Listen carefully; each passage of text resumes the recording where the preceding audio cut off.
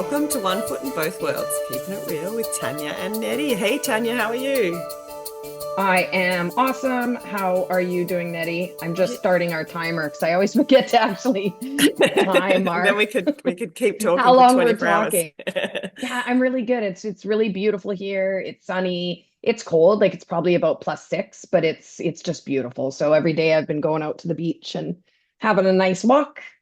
Oh, And we've yeah, just I'm had doing good. Australia Day over here. So we did an Australian Day float down the river where we had about 100 of the local community come together and just float down and end with a barbecue. And yeah, it was really cool. It's fun. So That sounds wonderful. I saw the pictures. It looked great. yeah.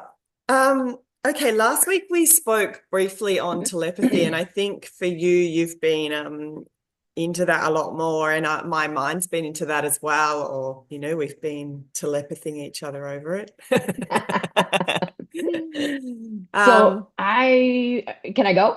mm, So I was on a training course last week and I had like a 2 hour commute time. So I was like, oh, I'll check out these telepathy tapes. And it's not new in some of it's a little bit new information, but I found it really awesome that this kind of brown groundbreaking sort of information is getting out there. And one thing that I found interesting is that there was they spoke about it. I binged the entire thing. I've listened to it all. And they talked about how it like can't be scientifically proven because there's certain aspects to it that I can't remember exactly what they said, but there were certain aspects to it that the science world won't actually accept. And what they referred to it was the world of materialism, where you can only prove things that you can actually see, and that's sort of where science is, which I thought was sad because there is so much more going on in the world that we can't always explain, and we have to be okay with that as well. Like, not everything needs to be explained. However, what we're going to do for you today, which cannot be peer reviewed or scientifically explained, but it's how spirit has taught us about the conscious and the subconscious. And so we want to kind of unpack the abilities that these non-speaking autistic people have to make it make sense for people. yeah, and I think it's a shame that we're all looking for the scientific stamp, but it's sort of our world has gone, well, if it's not scientifically proved, there's a whole bunch of people that just won't agree with it. Um, and there's so much in the world, like just even like love itself can't be measured, but we know it exists. We can feel it, we can do all those sort of things. So I think it's a shame, but let's put that aside and let's not be too concerned about those who really want it scientifically proven because it's not going to happen. But yeah, I found my brother originally sent me the telepathy tapes because we'd had a conversation, as I said last week, about how he could actually, read his wife's mind, who was in another country, and he would reply to her before, as she was sending the text, before he received it, she was getting the answers and that sort of stuff. And he's been able to do it his whole life. And it was like, yeah, so have I. But I think that most people are born into being able to use this sense, this knowing, as this telepathy. And in many ways, mediums do that. But I think we almost like talk people out of it at a very young age. We uncondition them to be able to do it. I've spoken many times about my son with the lucky dip that was wrapped up, and he knew it was a wallet and knew the color of it, and they were like, oh, he can't know that. Now those words of he can't know that, he can't know that, he can't know that, you can't do that, that's not a way of doing it, you must just be lucky, you must be a good guesser, all those things condition us to say we're not able to do this. Luckily for me, I was not conditioned to say that I can't do these things. So I've got through my life not going, oh, I can read your mind, but just with that skill set being there. And I think, I've got lots of sort of times in my life where I look back and I'm like, well, yeah, I must have read the mind, and, that's just how it is. So, yeah, Hmm. I love this. But so one thing, and you had kind of a cool story that we just kind of tossed around before we pressed record. One thing that I found super cool was they talked about these non-speakers. I'm just going to call them non-speakers or spellers. That's the language that they were using. Let's call them spellers. So it's these nonverbal people that have autism, talking about them, being able to sit back and communicate with other non-speakers or spellers in sort of a like out in the ethers, out in the universe, and kind of being able to communicate. And it's interesting because to me, that's just so simple. That's energy, Yeah. right? And if you lose a particular sense, the other senses are going to take over. Now, I don't think it's just that they've lost that sense. I think they are highly gifted, highly intuitive Absolutely. human beings. Like Yeah. they are brought here to broaden people's minds and awareness. They are way more evolved than the Yeah. rest of us. People just don't realize that. And one thing that they talked about was, for starters, wanting people with the gifts and abilities that we have to be considered savants and like spiritual savants, which I don't know. And we can all actually do this. We just Yeah. have I'm not have big on lost that. it. I'm not big on Yeah. that. I just think it Yeah. should be widely accepted as Yeah. just part of what people can do. Yeah. Yeah, exactly. And one thing that they talked about as well was the spellers being able to speak in different languages and being able to like come across a book, put their hand on the book, and then be able to know everything that was in the book. And when I asked Spirit about it, they said that's memory. And I thought that was absolutely fascinating because this memory piece that you and I are kind of trying to work out, everything, absolutely everything has memory. So I guarantee that anybody that read the book, they'll be picking up on the energy of these people reading the book. They'll be picking up on the energy of the person that wrote the book. They would probably be able to say, oh, chapter 2 used to be in chapter 5, but now it moved. And they Yeah. moved these paragraphs in order for it to go in this way because they're picking up on the totality sort of what's happening of this book. So it's not like the writing on the book is imprinting. They're picking up on the energy of the people that have read it and absorbing and holding on to that information, which is very similar to psychometry, which I was actually in a mentoring class. This was years ago. And the item that they had given me was a pocket knife. And what you do is you basically just read the energy of this item. And when I got it, I was getting timelines almost of information. So I got some information about like childhood and fishing and being on the farm. And then it started going all the way back to Africa and tribes and elephants. And I could see like a desert. And I'm saying all of this.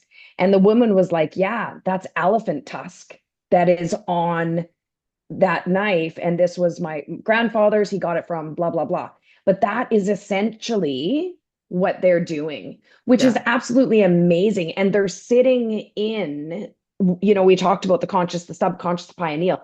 They are existing in that subconscious space. So they are connected to the universe all the time. Yeah. Which makes it harder for them to function in the physical the way that the average person does, or that someone who isn't sitting in their subconscious does. So there's to sit in your subconscious all the time, there's benefits and there's disadvantages, and you can see like their disadvantages in that way of being able to just go into physical are there, but they're somewhat outweighed by their amazing abilities by sitting in the subconscious and almost being born and living in that subconscious the way that they weren't conditioned with that. You cannot, you cannot, you cannot, you Yeah. cannot, because they weren't Mhm. hearing that in the way that we do.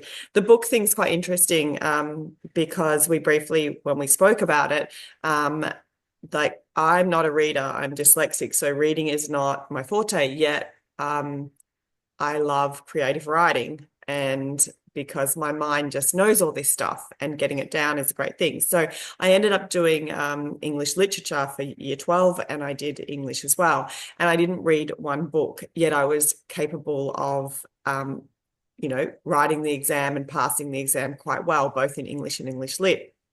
And I remember being in class and my teacher was asking about this book, Dinner at the Homesick Restaurant. So anyone who's my age in Australia probably read that book or had that book as a year 12 or year 11 book. And they were asking about one of the characters and how he felt, why he was bringing everyone together. I hadn't read the book, but put my hand up because I just knew the answer and I spoke about the answer. And the teacher was just like connected on another level to me, that he was just like, that is so in depth. Like that is exactly how he felt. And I didn't really think too much of it because I could kind of always do that with books. If someone had read a book, I could discuss it with them. And it's really interesting this coming up now because I'm like, oh, I could do that. But I didn't go around telling everyone, I didn't read the book and I'm going to do the exam. Like the teachers would have gone crazy. I did, like my friends knew I didn't read any books. And, I think my parents knew that because they never saw me reading a book and knew I was dyslexic. Um, but it was just because I didn't talk about it and I didn't make it a thing, it was just something I could do. And I know my son can do a very similar thing. He's And in you didn't question it, you I just did didn't it. question it. Yeah. And it Yeah. wasn't from my parents questioned in a way, but it also wasn't put down as, oh, how did you know that? It's just like, and in my own rational brain, because everything's got to be, logically worked out. I was like, oh, it was just from being in class. I must have listened well enough to do it. But when I look back, I'm thinking, I answered that question first. Like, My guess is that you were tuning into the professor. yeah, although he was like, wow, what an amazing perspective. So I think it's almost when you're talking about someone with the book, you actually can almost get into the character more than is written. So you sort of tune into what the writer was thinking holistically about that character. And so you Right. then you know those little bits extra on it. And I actually think in most cases, when I have a book or read 3 or 4 lines and then go whatever, and I go off into my own thing, I actually am tuning into the writer when I think about it.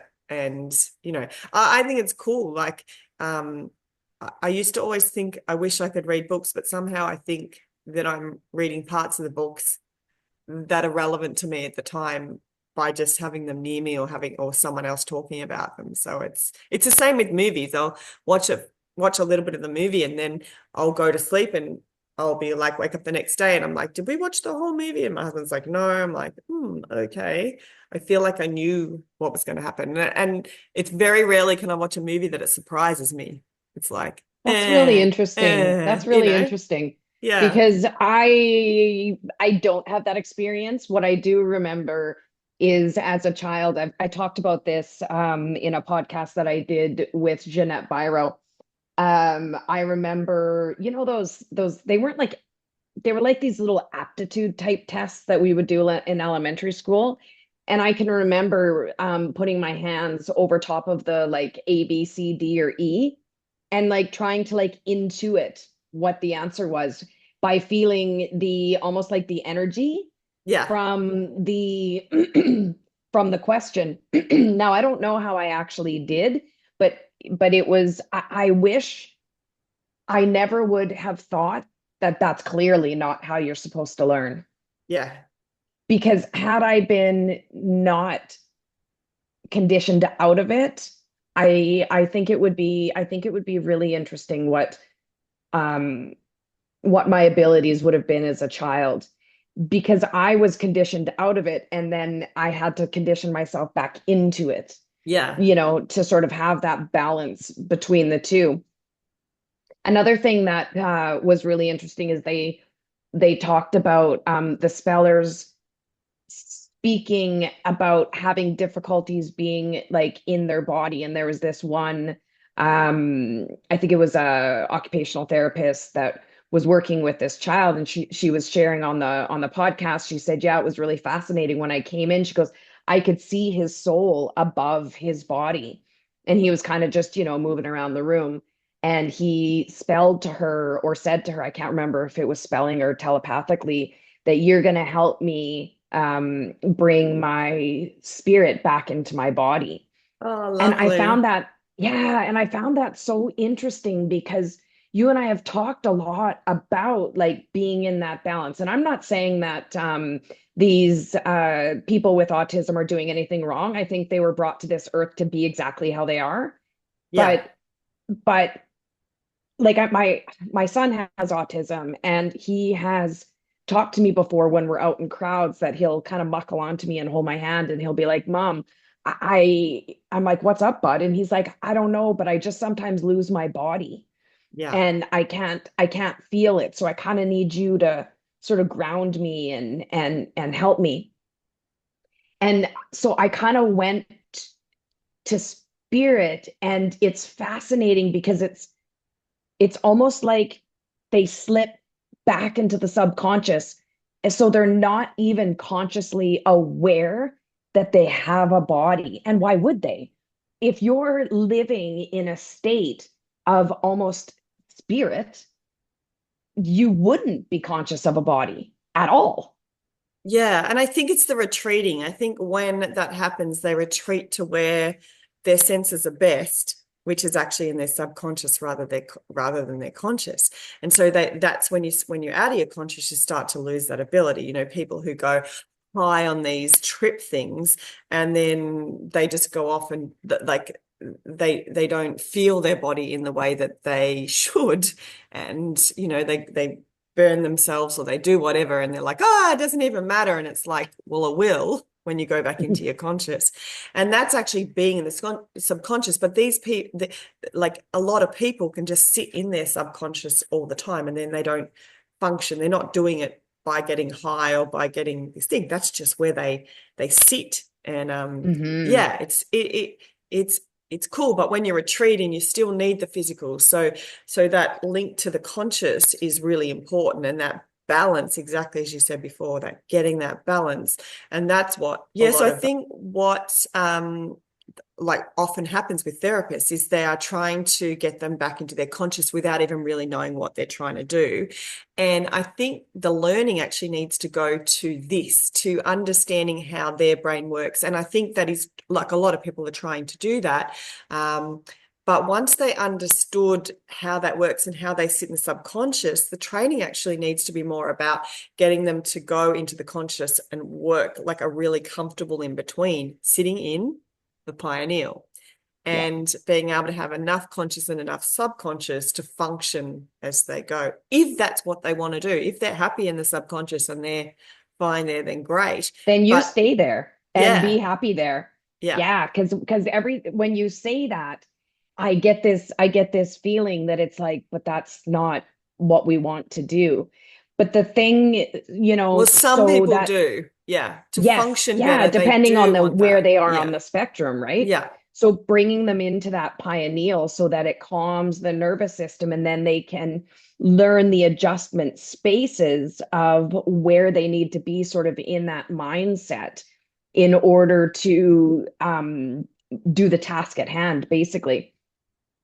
Just the other day, my son is very sick. He's got a really bad cold, and the sensory of colds and fevers and stuff like that is really hard for him to walk through because he's got that sore throat and this overwhelming headache, and it can cause him a lot of anxiety. So he started having anxiety, and I really encouraged him to. I'm like, bud, this might not make sense, but listen to me. I'm like, I need you to bring your awareness to right here on your head. And I just need you to focus on that. And then I need you to pay attention to your body yeah, and tell me what's happening. yeah, And it actually worked. He popped out of it, but it actually worked. You could see him go still, go right into the pineal and go, okay, I have a bit of a sore throat. I have a stuffy nose. So then he was able to bring himself to a place of being able to almost like ingratiate the sensory overload that he was having because he sat in the pineal. He was able to process it with his nervous system being calm. And I was like, Whoa. Okay, we've got some Yeah, we needed to be doing interesting that work since to do birth. here. Yeah. Yes, we sure did. Yeah. Right? So that was really cool too. Yeah. It's interesting. I listened because I must admit I've only listened to a couple. I bought this on the table for Tanya and then she's listened to them all and I haven't. And Yeah, and I loved it. I yeah, loved part of it is my attention span. My attention span doesn't always last long. So when I'm listening to them, I kind of go off. But one of the second one I listened to, the mum said something that relates to me a lot, I think. And she said, am I want to know if we have a shared conscious or is he in my conscious or like she was trying to work out herself what is happening to us because this isn't something that's talked about, it's not mainstream. So she's the poor mothers and are just going, I don't understand this. The kids in many cases sound like they do understand it. What they Yes. don't understand is why we can't, the average person, their friends at school can't do this. Like, why don't they just talk to me? It's easier to talk to me over telepathy. Yep. We don't even have to be next to each other, we can just talk like that. And one of the boys said, I said hello to my friend, but she didn't say hello back. Why won't she do that? Because obviously she's not in tune with her knowingness or her telepathy. But it reminded me, and I was trying to look back in our actually podcast to see whether I'd spoken about this. And I mentioned that to Tanya, and like you were like, I don't think you've spoken about it. And it was one where I wondered what happened in that way as well, because I was going into my husband's conscious, but he wasn't in mine. We were 2 hours from home up the coast looking at property, and we decided to go and have a look around this beautiful beach town. And there's a bridge that crosses over to an island, and it was a very narrow bridge that looked like it needed replacing, and there was a few really wonky boards. And I don't like heights with that sort of stuff. And it was quite high up with the tide being low. And I started to walk across and I could feel that anxiety and fear come on. I'm like, oh, I'm actually overly anxious here. And so I put my hand on my husband's shoulder. And as I did it, I just completely calmed down. And it was like, oh, I feel fine. And then I took my hand off and the anxiety immediately came back and I put my hand on his shoulder and it went again. So I crossed the whole bridge with my hand on his shoulder. We looked on the little, like there was a beach across there and stuff. Long story short, went back. And on the way back, I did it again. Halfway across the bridge, I took my hand off and anxiety came straight back and I put it on again. So I was like, this is really cool. I'm kind of tapping into his nervous system, into his calmness. But what happened after then was the really interesting stuff. We then got into the car and I turned to him and I said, yeah, I'm hungry too. Let's get lunch. And he's like, okay. I said, oh, I'm not worried. We could go here, but if you're happy to just head down the road to Nambucca, we'll see what's there. And he sort of looked weird across at me. And then I said, okay, we can try and find someone with burgers. And what was happening was he wasn't talking, but I thought he was talking. So I was having this one-way conversation and answering his questions without him talking. And he had gone almost kind of mute he said it was like his voice had been taken away, but he could still, it was like he didn't need to have the conversation, but he couldn't hear what I was saying. So we went in and ordered food. Found a pub to go to the toilet because they didn't have one. And when I came back, he said he could feel when I was walking up behind him. He said it was really unusual. And I sat down and our burgers had come out and cut it up and we're starting to eating. And then I'm saying, oh, yeah, I think they need more pickles too. But it's a nice flavor. And we were just kind of doing this and I was getting tighter and tighter and tireder. And he then said to me, do you know I'm not speaking in like actually out loud? And I said, what do you mean? He said, you keep having like a conversation with me, but what's in my head? And then I'm like, no. And you've been talking. And he's like, no, I haven't. And I was like, okay. So he takes another, like goes over by the burger. I said, don't eat it if you're full. And he's like, how do you know I'm full? Like, then he was starting to really find his voice and as he was doing this, I was getting tireder and tireder, and he was getting tireder. We got in the car and started driving back home. We were going to look at another property. He said, oh, I just don't feel like I said, I'm super tired too. And I was at the wheel and I'm like, this is dangerous. Like, I am so tired. And then he fell asleep and I woke up. And so he was in the car next to me. As soon as he was asleep, I was fine. I drove home fine and I wasn't tired. So I don't know if I was picking up the tiredness or just running at this energy of actually connecting into his thing. So when we spoke about it later that day, I was like, was I in your conscious, or what was I just like doing almost like a mediumship with you? And what happened with that? But then for the rest of the night, I could kind of hear him from the other room, like what he was saying when he wasn't talking. And then I went to bed and I woke up the next day and I was fine.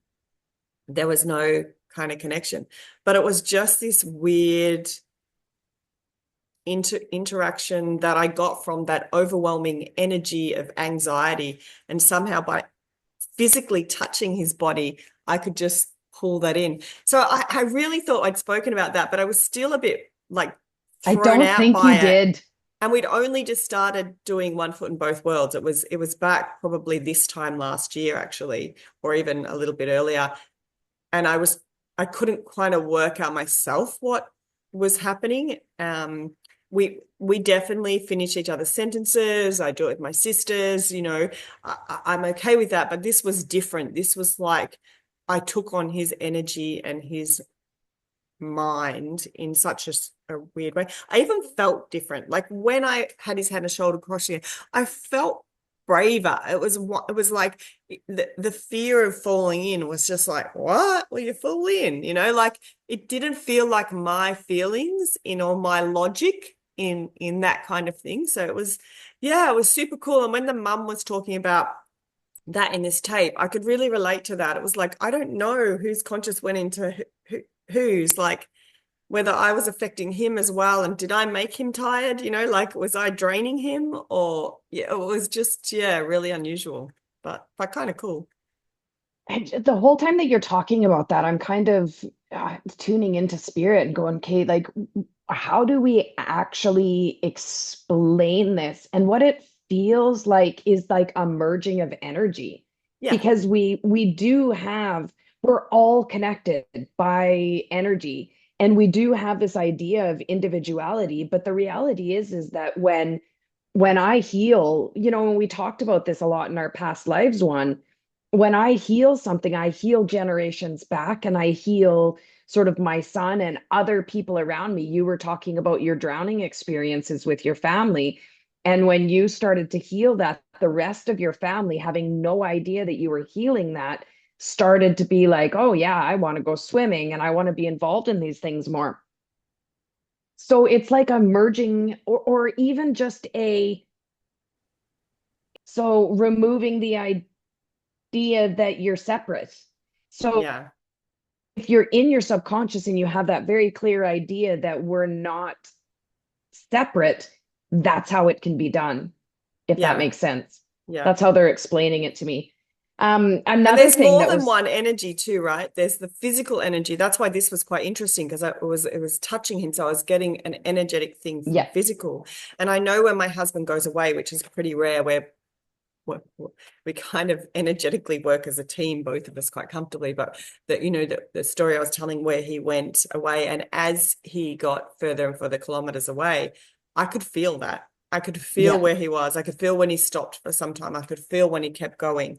It was that physical energy was there. Yet when my dad was really sick and I was doing some energy work with here and clearing his throat and his swelling and stuff, it wasn't a physical energy. It was actually just connecting into the remote energy of it, if that makes sense. So I wasn't trying to go in through physical because he was too far away. And I think so I think there's the thing that we do that both, like with an actual object, there's some energy related to that, or a person, as much as there is almost invisible energy that's not related to the body, not related to the conscious feeling of things, if that makes sense.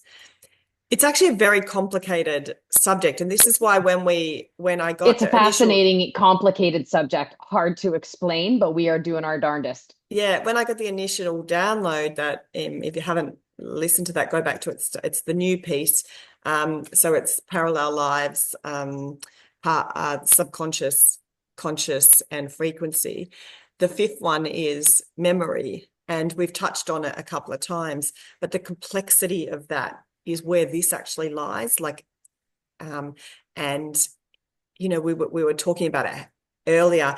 How do you explain that in a way that doesn't just sound la la? And we're not la la people. No, So, and I think I mentioned last week briefly that memory is in atoms, it's in everything. And so, when we talk about stuck energy, that is exactly what that is. Stuck energy is memory. It's a pattern, it's a memory pattern, it's a repeat thing. And so all this memory that is attached to things is where it is. And I think we when we just say the word memory, we think of something in our head of remembering what we did physically. But that is such, they always said to me, there's two types of memory, the conscious memory, and then there's all of the other memory, which is the complex bit that is the reason why someone can just hold a book or look at a book and know what's written in there. And obviously that's an extreme ability to be able to do it that way, but it exists and exists more. The fact that I told my story about year 12 writing these things was to show that it's actually that there's probably so many more people that can do this without even knowing themselves how they did it. And trying to justify it within themselves, going, oh well, I can just do that.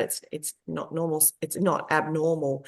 So I think the more open we are that this actually exists and realize that memory exists in energy in such a cool way, in such a universal way the is the way awesome. that they're kind of referring to it a bit is from our podcast, Our Ghost Real, Yeah, because it's the absolutely. same thing. And go back to that podcast is we talked about, listen to all the podcasts, Yeah. please, because there are little snippets of awesomeness in every single one of them.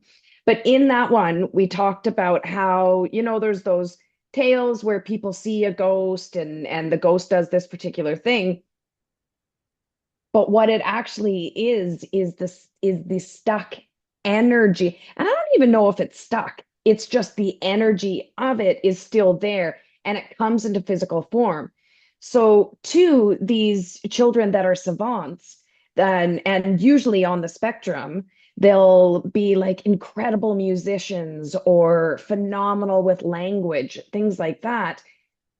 I believe, and I shouldn't say I believe, spirit shows me, A, they get a download of Yeah. it and they just know it because they don't have all of these physical constraints or ideas of how you're supposed to do something. They do it completely differently their own way, or they'll somehow basically they're showing it almost like these pockets of memory and information that can be accessed Yeah, I see them like where rooms. That's how yeah I go. You go into yeah there and then you can't and then you explain. get There's all of so that much, information. yeah, not in Yeah, a and way it's that our like brain can. downloaded Yeah. into your subconscious.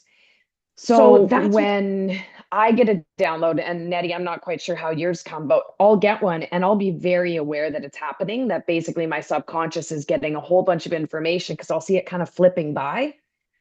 And then once it's in, I'm like, okay, but I'm not consciously aware of it. And I'm not able to necessarily sort of implement it into my everyday. The difference between me getting that and these savant and extremely gifted people, because I don't think they're all children with autism, is they're living in that subconscious space. So it's immediately accessible. And yeah. they're not having to try to bring it forward and integrate it into sort of the physical world or that type of thing. Yeah, I think I agree. Some of mine, I wake up, I had a whole lot recently. And I wake up and my eyes are sore. So it's interesting. You said you can see it. My eyes definitely move a lot when I'm getting downloads. But the biggest thing, like the one with when we talk about the memory, is I can go into it and I can understand it in my subconscious, but then trying to translate it into a Yes. verbal thing that will make sense for what I understand people will understand is where I struggle. It's like, oh, yeah, so it's like all these volumes and volumes and volumes of books that I've then got to like say, but I only went in there for a few seconds or minutes. So I can only imagine how these their brains sitting in their subconscious of all the information that they're accessing, but not being able to then use that or translate that into a thing. So those that can play music will then come out with this most amazing music that you just like that moves you. It's art. It's more than it's emotion in sound. The complexity of that to them is their way of translating that into, what we would go, oh, wow, it should take a lifetime to be able to do that. I do think in a very small scale of, how I have Singing Boy, for those who have followed us Yes. along, I have this spirit who died uh, when he was young. And he comes back and he brings songs in and literally writes songs. Now, I am musically like, if you scale 0 to Incompetent. 100, yes, I might be a one. And I can definitely like hear music and I can dance to music and move to music, but anything that comes out of my mouth is terrible. And there was no way I could write a song. It's just not, it's not, I don't understand them enough. I don't understand music enough to do it. Yeah, I've written 3 songs from this guy. He writes them actually, and I write them down. And my husband is fascinated by Singing Boy because he comes in, but you can see how that is just like to explain it to me, they associate a person because they're trying to relate to a living person who they want information to get to. So from a medium's perspective, but that's exactly the same. That's me tapping into that energy that's there, that's someone else's living or dead in like messages coming through. And when I say living or dead, because you can do this for living people, which is what they're doing, this is where it feels so different because they're reading the mind of someone who's alive. But that's what psychics do all the time. Like I sat down with a friend I hadn't seen for many years, and he asked me a couple of questions if I could talk to him about. And then at the end, he's like, how do you know this? You are so spot on. Like you haven't seen us for like 15 years or longer.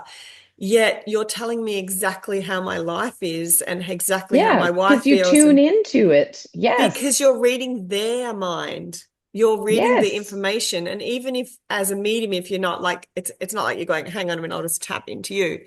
But when this person left, he came at like 10 in the morning and left at maybe 5 p.m. He probably listens to our podcast now anyway, so he knows who he is.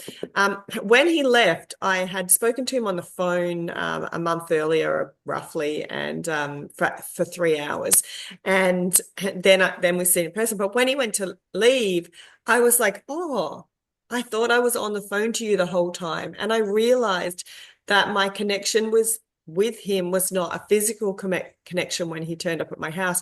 I had been tuning in and he was asking for advice on stuff and just understanding of what he's doing in his own life because he's got quite good gifts and a really good healing ability, and he's sort of just coming into it.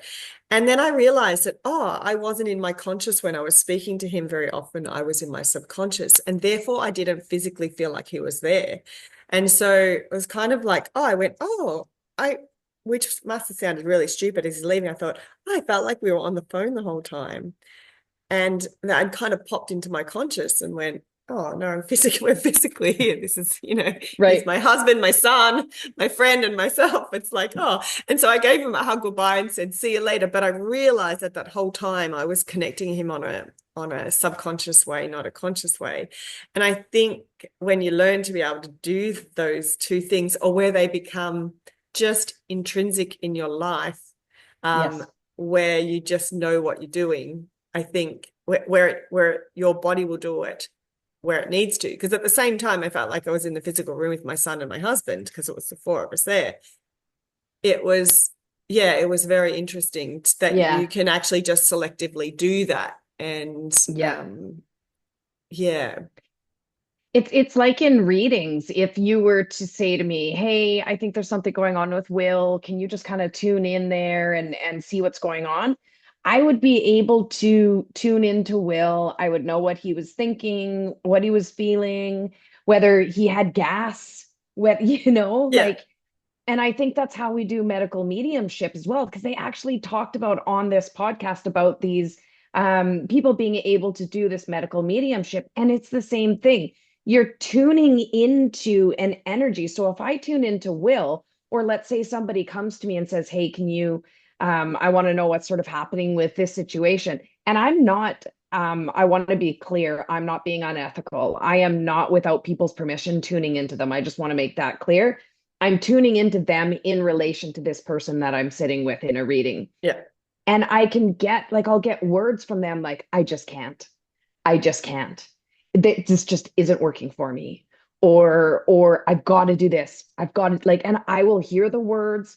I will be able to tell you sort of what's happening. And that's because, again, we're all connected energetically. So you just kind of got to tune in energetically to that person, and then you're able to do it. And I've never act two things. I've never actually done telepathy, like tried it to see like, oh, if I hold something up, are you going to be able to know what it is? I've seen like on different groups mediums or whatever holding a stone, and they're like, "What is it?" And I can usually say kind of the color or whatever of what it is when I tune into it. Um and again, that's because it holds memory.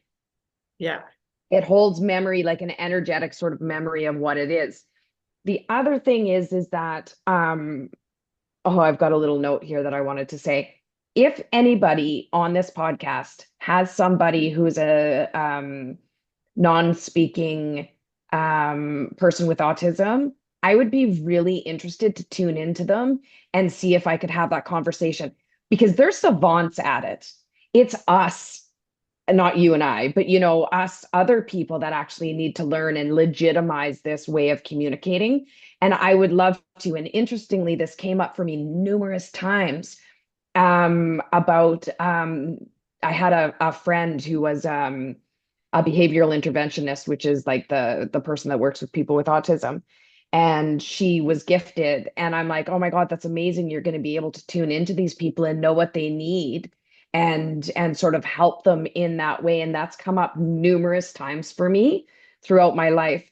But I just aside from that, I just wanted to give another example of sort of that telepathy, because with my dogs, I go in and out of the house a lot. I'm going to the grocery store, I'm doing this, I'm doing that. I go for walks without my dogs sometimes. My dogs don't get off the couch and come stand beside me. As soon as I decide in my head that I want to take the dogs with me, they know. yeah, And they start dancing around my feet. And sometimes I'll be like, "How do you know this?" Because I'll go in and out of the house over and over and over, and they don't react. But as soon as I decide that I'm going to take them for a walk, they know, and they're dancing around their leashes. Like, yeah, it is absolutely normal and natural, and we all do it. It's this, I don't want to say that, like, I believe we're gifted. I believe we've been given a gift, but we all have it. And we've yeah, all been so conditioned to the material world and how we're supposed to do it and communicating with language and things like that, that we've conditioned ourselves out of it. So we need to stop saying that this is exceptional, because it should be the normal. yeah. And I think listeners, you will all be able to sort of recall a time where you just were able to do this or knew something that you just and those who are like me, logical thinkers, they'll just try and place it into a logical basket or disregard it and go, I don't know how that happened, but let's just pretend that didn't happen, you know? Like if we don't talk about it, it's not real. And I think instead Yeah. we should just go, oh, that, yeah, because I could do that. I know when, we talked about my friend who lost something, and I could describe to her the room that the person was sitting in from afar. And I still find that amazingly fascinating that I can go, okay, I can see a chair, I can see this, I can see a bench, there's a room through here, there's sunlight coming. Like I could see what they could see. I find that amazing, even though I can do it. So just because you like, yeah, because I've been conditioned that you shouldn't be able to do this, then it still seems like, amazing when you can, if that makes sense. But what I would love to see is that it was so normalized, and anyone with a young child or that's around young children, please don't condition them to think that they can't do this. And if you do pick up on your child just saying something before it happens or knowing something before it happens, say to them, yes, sometimes we can do this, and make that an option in their life. Like I remember my dad saying that as a young kid, oh, we're all different. Sometimes people can do things that other people can't do. It's just who you are. And that invitation to be who you are and that it's not wrong is one of the best gifts we can give to anyone. And we can start now. It doesn't matter how old you are.